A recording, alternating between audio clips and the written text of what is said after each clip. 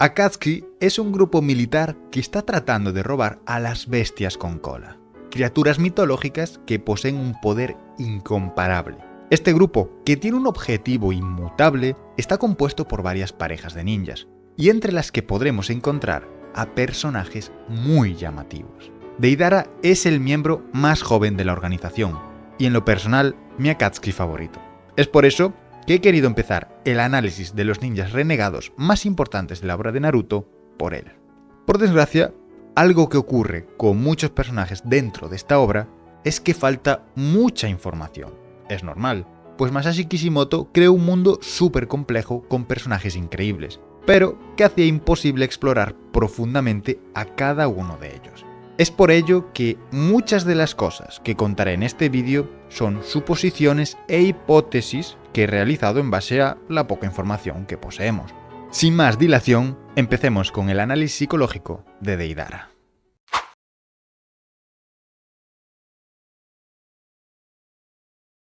De la infancia de Deidara sabemos muy poco, pero lo poco que conocemos resulta muy revelador.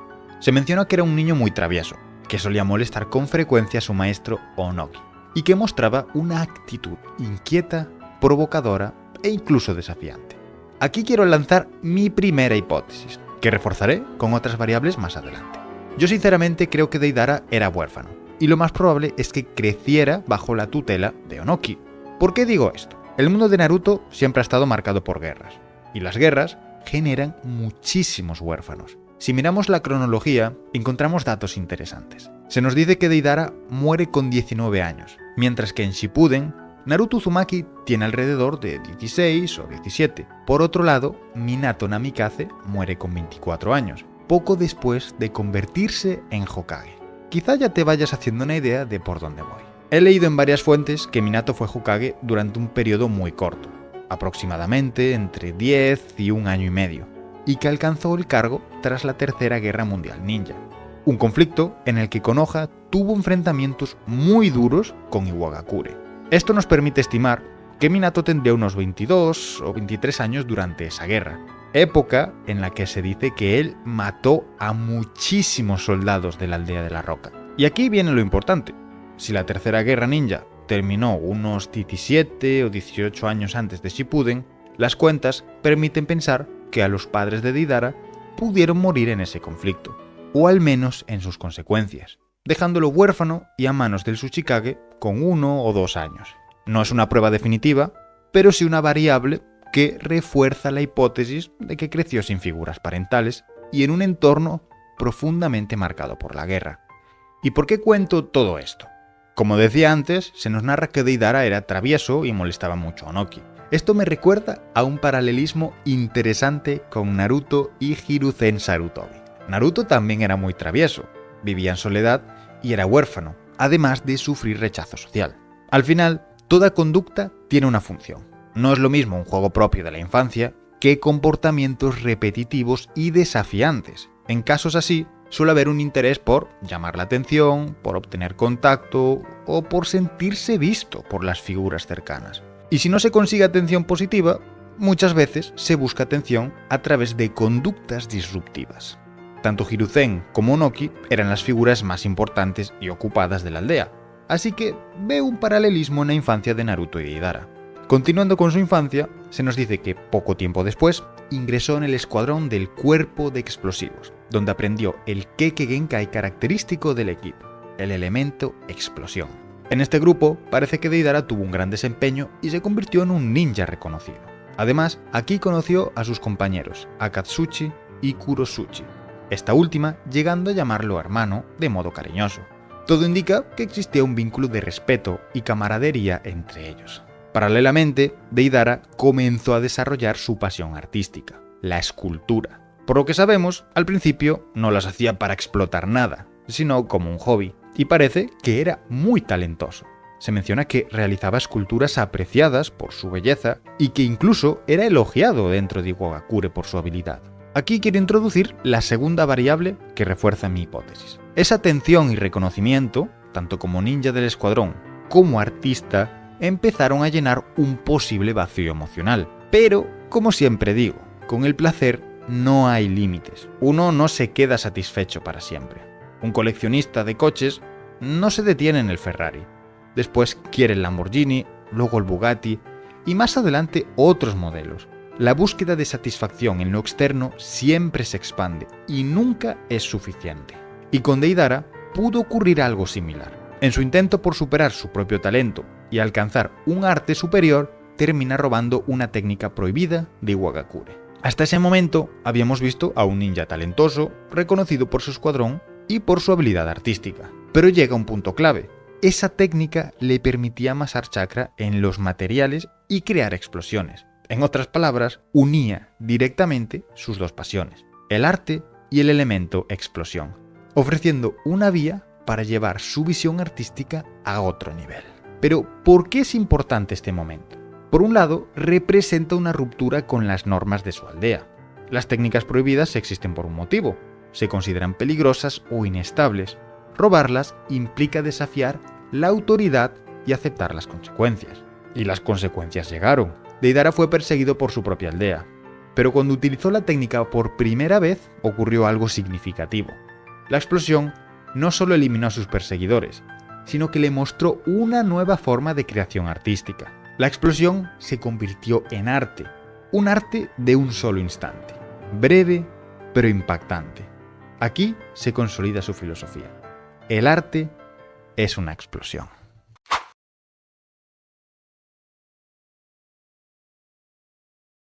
Llegamos a un punto fundamental para entender bien a este personaje, su arte. Quiero traer de vuelta la hipótesis que lancé al principio sobre que pudo ser un huérfano con grandes carencias afectivas.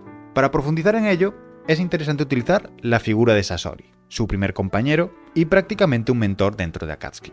Porque la verdad, es difícil hablar de Deidara sin mencionar a Sasori. Sasori perdió a sus padres siendo niño, un evento traumático que marcó su vida. Como reacción, se refugió en las marionetas, en objetos que no pueden morir ni desaparecer. Su obsesión por lo eterno no es simple estética, es una defensa emocional, un intento de evitar el dolor que produce la pérdida. En el fondo, más que un artista en el sentido de Deidara, Sasori parece alguien herido que transformó su trauma en una filosofía. Si nada cambia, si nada se pierde, entonces no hay sufrimiento. Ahora bien, ¿qué tiene que ver esto con la hipótesis de que Deidara también pudo perder a sus padres? Si fuera así, no tendría por qué reaccionar como Sasori. Dos personas pueden vivir el mismo trauma, pero procesarlo de maneras completamente distintas. En el caso de Sasori, la respuesta fue buscar lo eterno, lo inmutable como protección frente al dolor de la pérdida. En Deidara, en cambio, parece que el aprendizaje fue opuesto. Su apego no se centra en conservar vínculos a toda costa, sino en dejar una huella. Aquí vuelve la idea del arte como explosión, algo breve, intenso y que marca, aunque no sea permanente. No se trata de mantener a la persona o el vínculo para siempre, sino de generar un impacto, de ser recordado por lo que se hizo o por lo que se expresó. Es una respuesta diferente a la misma posible herida. Si no puedo garantizar la permanencia, al menos puedo garantizar la intensidad, dejar una huella. Por eso, su arte funciona como identidad. La validación que obtiene de sus explosiones y esculturas no solo le da reconocimiento, sino un sentido de existencia. Si el arte impacta, él impacta. Si la obra es admirada, él es admirado. Y cuando alguien critica esa visión, no lo vive como un debate estético, sino como una amenaza a su valor personal. De ahí su reacción tan defensiva y su intolerancia a la crítica. No está defendiendo solo una técnica, está defendiendo la estructura que sostiene su autoestima. Quiero traer un ejemplo que veo mucho en el mundo de las artes marciales, que al final podríamos considerar otro tipo de arte en el sentido de disciplina y expresión personal. A lo largo de mi vida he practicado distintos deportes de contacto, estoy metido en este mundo y también he tratado pacientes que lo practican. Y dentro de este sector he observado patrones bastante claros. Muchas personas que se acercan a las artes marciales lo hacen porque están sufriendo acoso, inseguridad o situaciones que han erosionado su autoestima. Buscan aprender habilidades que les permitan defenderse y sentirse más capaces. En muchos casos hay una evolución física evidente y también social. Conocen gente, crean vínculos y mejoran su autoconfianza. Pero no siempre se produce una evolución psicológica profunda. Aunque hayan ganado fuerza o habilidades, muchos siguen viéndose a sí mismos como aquel niño indefenso o aquel adolescente que sufría. Es como si hubieran construido escudos, pero la herida interna permaneciera intacta. Por eso, algunas personas interiorizan su disciplina marcial como parte central de su identidad. Es habitual ver a peleadores que pierden un combate y se hunden, sienten que se derrumba no solo su desempeño, sino su valor personal. Y otra cosa muy habitual es cuando escuchan a otra persona criticar su deporte. Si estás dentro de este mundo, seguro que habrás escuchado las típicas discusiones de ¿es mejor el boxeo? ¿No es mejor el judo? U otro defenderá el jiu-jitsu. Cada uno defiende e intenta imponer que lo que él hace es lo mejor. Aparece una reacción de ira, de defensa excesiva e intolerancia a la crítica. No están defendiendo únicamente una técnica, están defendiendo la imagen que les permite sentirse valiosos. Este patrón también se ve en otros ámbitos, por ejemplo, en la política. En sistemas donde los partidos se convierten en grandes identidades colectivas, hay personas que acaban fusionando su sentido de pertenencia con las ideas del grupo. Si alguien las cuestiona, la reacción puede ser la misma: ira y cierre al diálogo, porque la crítica se interpreta como un ataque personal. Y todo esto conecta directamente con lo que vemos en Deidara y su relación con el arte dentro de Akatsuki. Su arte no es un simple hobby ni una herramienta estética, es el núcleo de su identidad. Cuando alguien lo menosprecia, la respuesta es muy visceral.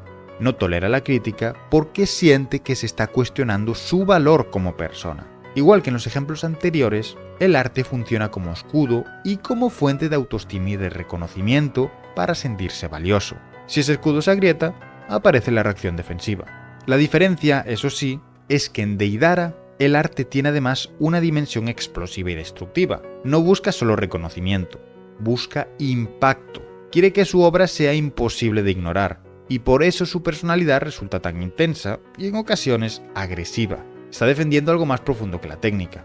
Está defendiendo la forma en la que se entiende a sí mismo.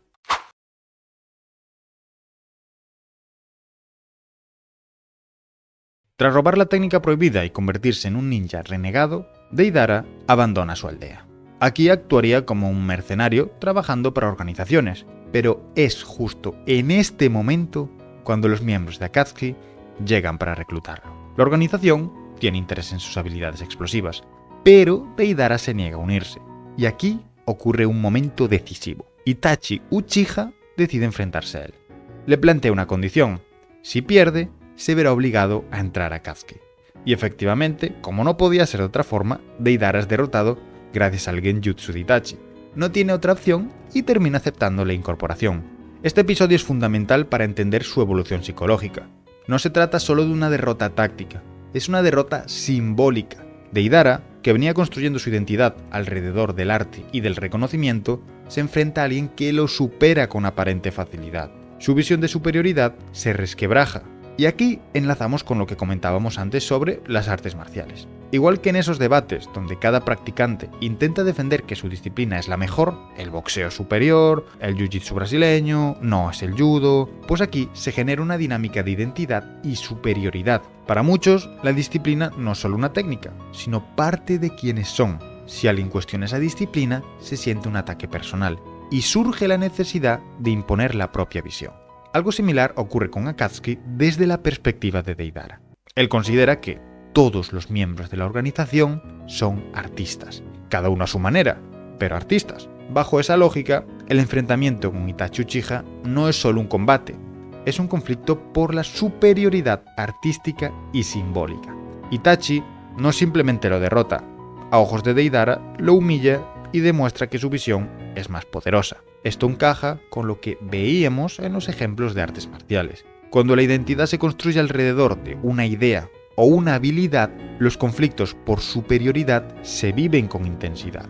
No se trata únicamente de ganar o perder, se trata de demostrar que la propia forma de entender el arte o el combate es la correcta. En Deidara, esa lógica se traslada al arte explosivo. Si su arte impacta más, si es más grandioso, entonces él también lo es. Por eso, la derrota ante Itachi se convierte en un punto de obsesión. No solo rencor, es la necesidad de restaurar la narrativa de superioridad que sostiene su identidad. Quiere demostrar que su arte, su visión y su poder están por encima.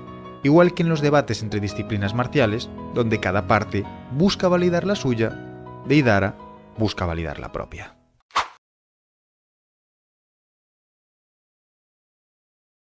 Llegados a este punto, quiero dar un paso atrás y hablar del contexto artístico que inspira a Deidara. Su famosa frase, "el arte es una explosión", no surge de la nada. Kishimoto se inspiró en la filosofía del artista japonés Taro Okamoto, quien defendía que el arte debía ser algo intenso y capaz de sacudir al espectador.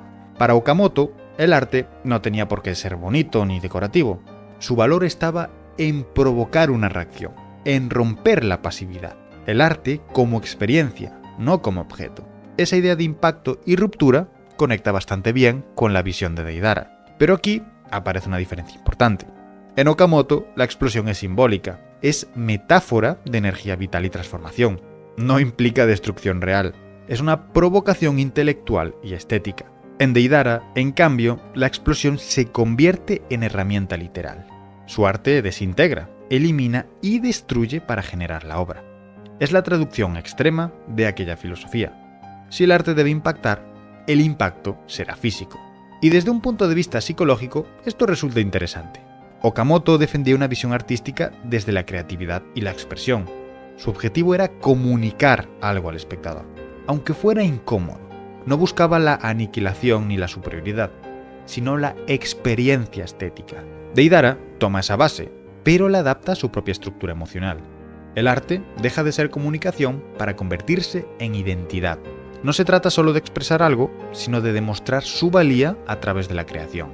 Si la obra impacta, él impacta. Si la obra es admirada, él es admirado. Aquí podemos ver cómo una misma idea cambia según la persona que la interpreta.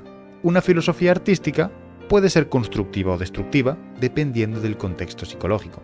Okamoto buscaba provocar pensamiento. Deidara busca validar su existencia mediante la grandiosidad de su arte. Esa adopción está marcada por su historia personal, por su búsqueda de reconocimiento y por su necesidad de dejar huella. Al final, el arte, sea pictórico, marcial o explosivo, puede cumplir funciones similares: expresar, construir identidad y generar significado. La diferencia está en cómo se canaliza esa energía. Okamoto la canalizaba en obras que invitaban a la reflexión. Deidara la canaliza en explosiones que buscan impacto. Y esa tensión entre creación y destrucción es lo que hace tan interesante analizar al personaje. Pero dejando un poco el arte de lado y hablando de lo mío, la psicología, ¿qué tiene de cierto el pensamiento de Deidara? ¿Es cierto que lo efímero, que lo que causa una gran reacción, es lo que más valía tiene? Bueno, pues no sé si la palabra valía es la adecuada aquí, pero sí que influye.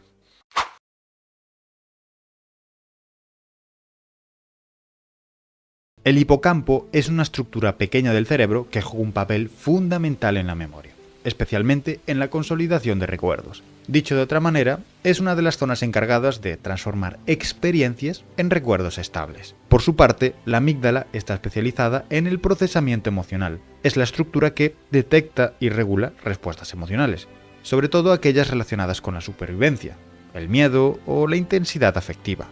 Ambas estructuras pertenecen al sistema límbico, que es el conjunto de regiones cerebrales vinculadas a las emociones y a la memoria. Su relación es muy estrecha. Cuando vivimos un evento con una gran carga emocional, algo muy alegre, muy doloroso o extremadamente impactante, la amígdala se activa con fuerza. Esa activación emocional influye en el hipocampo, facilitando la consolidación del recuerdo. En otras palabras, el cerebro prioriza esa información porque la considera relevante. Por eso, los eventos con gran impacto emocional suelen quedar tan fijados en nuestra memoria. No recordamos todos los detalles de nuestra vida con la misma nitidez, pero sí aquellos momentos que nos marcaron. El cerebro no funciona como una cámara que graba todo por igual, funciona como un sistema que da prioridad a aquello que considera significativo. Las emociones actúan como un mecanismo de señalización. Si algo nos afectó profundamente, hay más probabilidad de que ese recuerdo se almacene con fuerza. Esto tiene sentido desde una perspectiva evolutiva. Recordar experiencias peligrosas ayuda a evitar riesgos en el futuro, y recordar experiencias positivas puede guiarnos hacia comportamientos beneficiosos. La emoción, por tanto, no es solo una reacción, también es un mecanismo que influye en cómo construimos nuestra memoria y nuestra interpretación del mundo. Y aquí podemos conectar con lo que veníamos hablando. Si eventos intensos quedan grabados con más fuerza, también ocurre que las personas pueden construir su identidad alrededor de esas experiencias. La memoria emocional influye en cómo nos vemos a nosotros mismos y en cómo reaccionamos ante situaciones similares. Comprender este mecanismo nos ayuda a entender por qué ciertos comportamientos o actitudes tienen raíces profundas. Ahora bien, hay otro punto que quiero tratar aquí. Como dije al principio, Deidara es mi Akatsuki favorito. Tiene un diseño muy bueno, su poder es único y está muy bien construido. Pero si lo traemos a la vida real, no deja de ser un terrorista que mata gente y se divierte creando explosiones. No es ningún referente.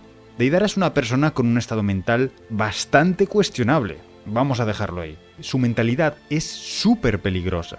Y dejando de lado el tema de las explosiones, su estilo de vida se puede generalizar en la realidad de muchas formas. Vamos a desglosarlo poco a poco. Deidara dedica su vida a su arte, a las explosiones. Estos son un estímulo externo que le genera una sensación de euforia, de felicidad, de atención, sentirse importante.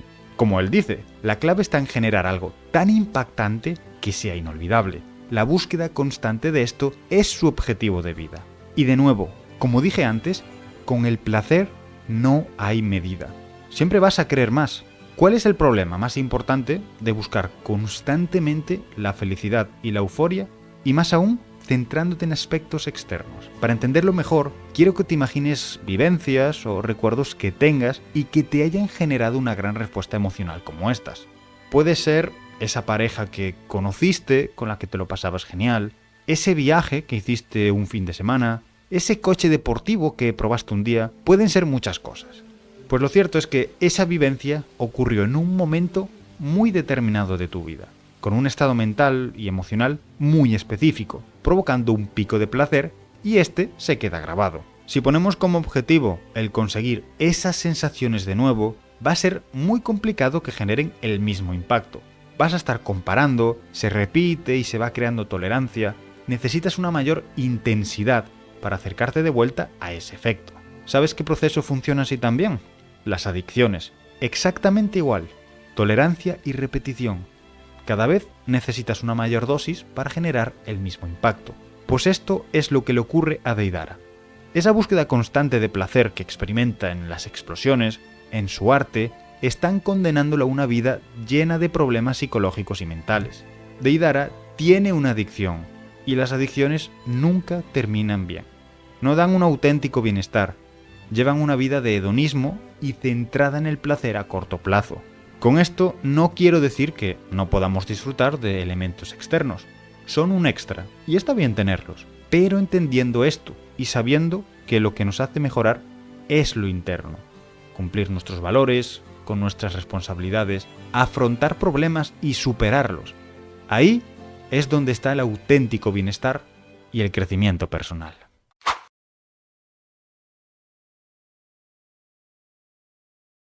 Dentro de Akatsuki, los vínculos de Deidara con sus compañeros también son interesantes desde un punto de vista psicológico. Con Sasori, su primer aliado, adopta un rol más juvenil. Sasori tiene mayor experiencia y un carácter más contenido.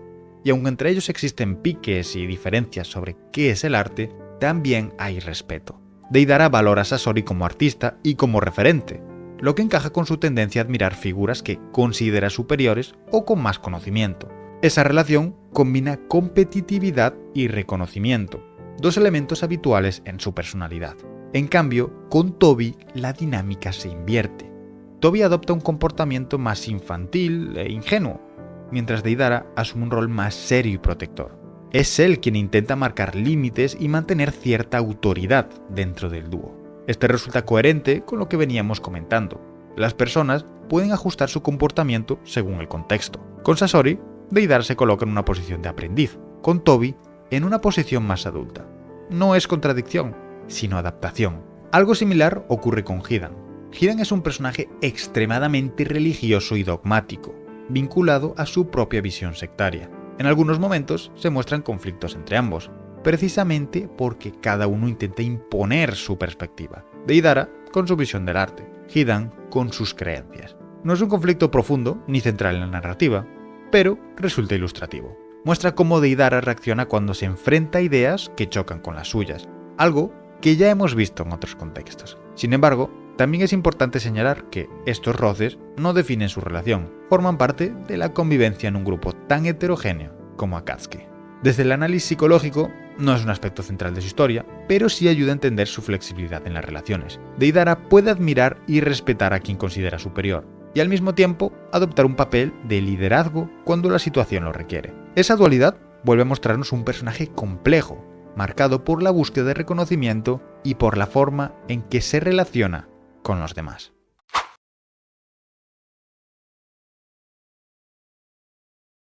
El siguiente gran momento en la historia de Deidara es su combate contra Sasuke Uchiha.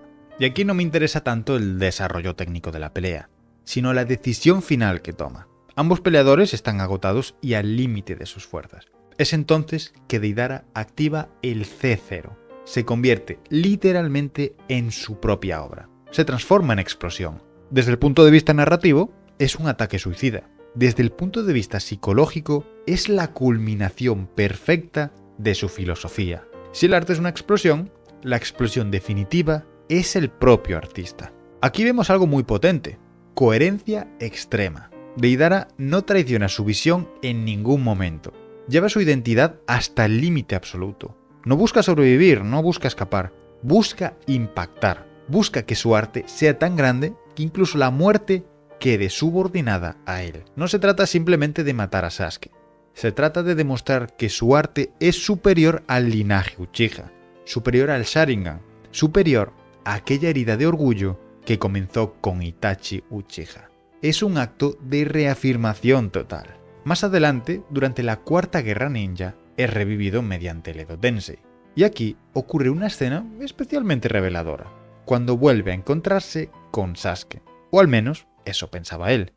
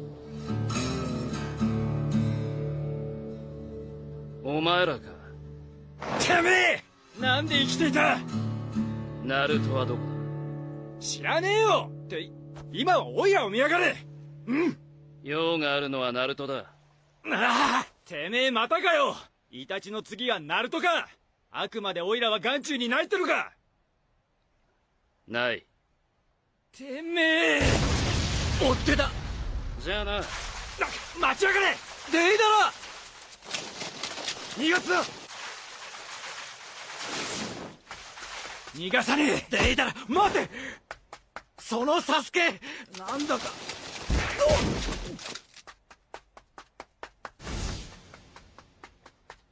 今度こそ怯えさせてやる驚嘆させてやる絶望させてやるその澄ました顔を歪ませてやる Vemos que su reacción es de absoluta incredulidad. Este momento es clave. Para Deidara, su explosión final no fue solo un ataque, fue la confirmación de su superioridad artística. Él necesitaba creer que su obra había sido definitiva, que su impacto había sido absoluto.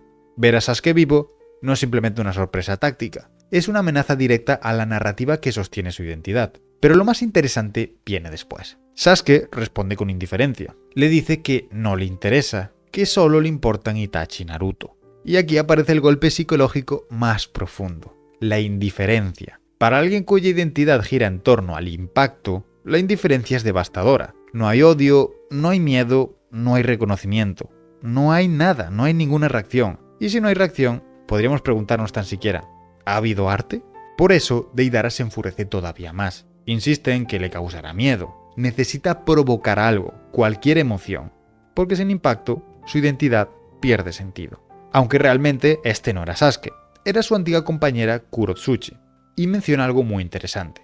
Su debilidad no es el Raidon, sino su obsesión con el arte. Y esa frase resume todo el análisis. Deidara no cae por falta de talento, no cae por debilidad técnica, cae porque su identidad es rígida, porque necesita demostrar constantemente su superioridad, porque no puede tolerar la idea de no ser relevante. Su cuerpo puede desaparecer, sus explosiones pueden disiparse, sus combates pueden perderse, pero la idea permanece, y para alguien que construyó toda su identidad en torno al impacto, esa es la única forma de inmortalidad.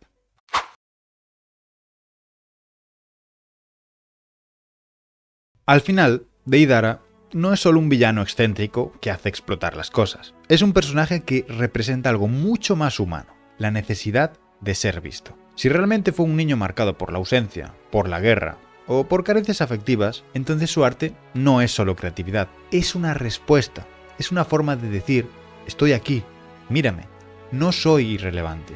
Mientras otros como Sasori reaccionan al dolor buscando lo eterno para no volver a perder, Deidara hace lo contrario. Acepta que todo es efímero, pero decide que si va a ser breve, al menos será inolvidable.